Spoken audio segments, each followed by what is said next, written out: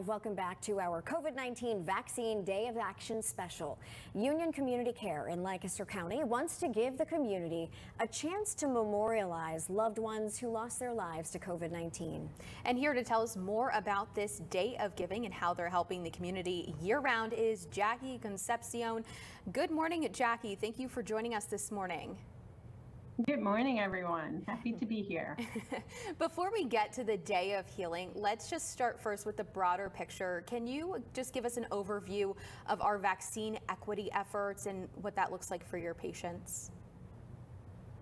So Union Community Care has been in the forefront of vaccine equity and access since day one. So we started vaccinating first and foremost the EMS workers very early on, making sure that all our frontline workers were vaccinated.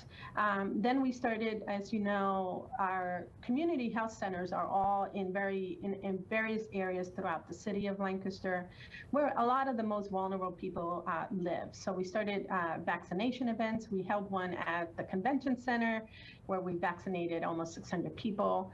And then we have moved to vaccinating at each of our center on a regular basis. We also have partnered with Patients Are Waiting, where we are vaccinating in very localized, vulnerable areas of the city, Saturday and Sunday, in partnership with Patients Are Waiting, putting out the word out to get people vaccinated.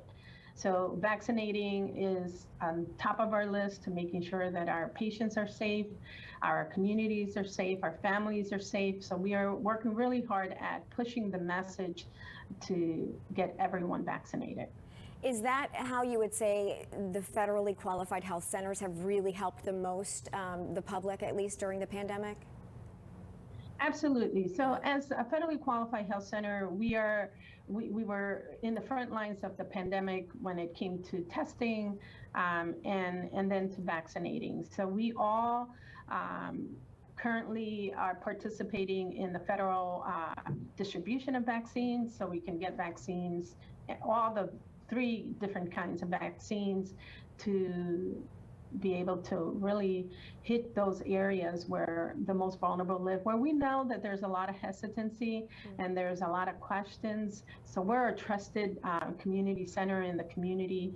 People can come to us and ask us questions and feel more confident and get the vaccine. A great resource for sure in the community. Can you tell us a little bit about Day of Healing and how it got started? So the Day of Healing is, as you know, many people were lost to COVID, whether they were right here in Lancaster, but many family members, even staff of ours, lost people to COVID.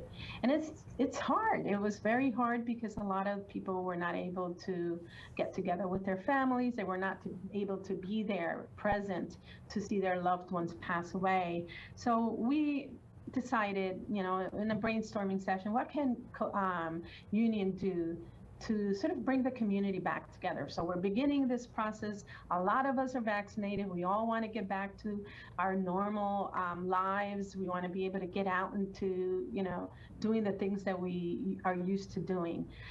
But at the same time, there's this void in our community of not the people that were lost to COVID, but also to businesses that shut down, or just the inability of us getting together. So there's a lot of mental health issues now because of that. We have people that were alone for a long time. So we want to bring everybody together. We want to memorialize the people that we lost. Yeah. So we want to have this event where, you know, we can call out their names. We're going to have luminarias with people's names so we could celebrate their lives. We're going to have music. We're going to have the spoken word. We want to bring the community together and come together, heal together, and then move on. Let's begin the process of moving to the next stage of what this pandemic has done to us, together, strong as a community. So we thought that a celebration like the one we are planning with the Day of Healing is going to do that. So it's set to be where you can submit your name via the website or a phone line that we have set up, and you can submit a name, a picture, a story of the loved one in your life. And we will either read that person, depending how many people, we're going to read the names out loud. We're going to have song, and we're going to have a candle lit for all the people that were lost. We also want to honor our healthcare heroes. So we have so many people that were in the front line of this pandemic, you know, that even though they knew they were putting their lives at risk, said, you know, this is the right thing to do. They were in the EDs, they were out in the community, the EMS workers, us. Our doors never closed during the pandemic.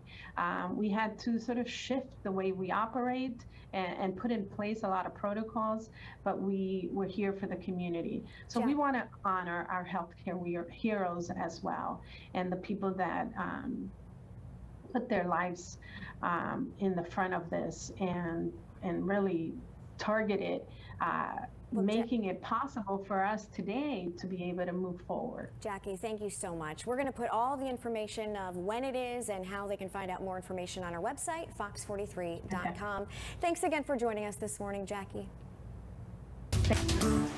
We want to see all of that.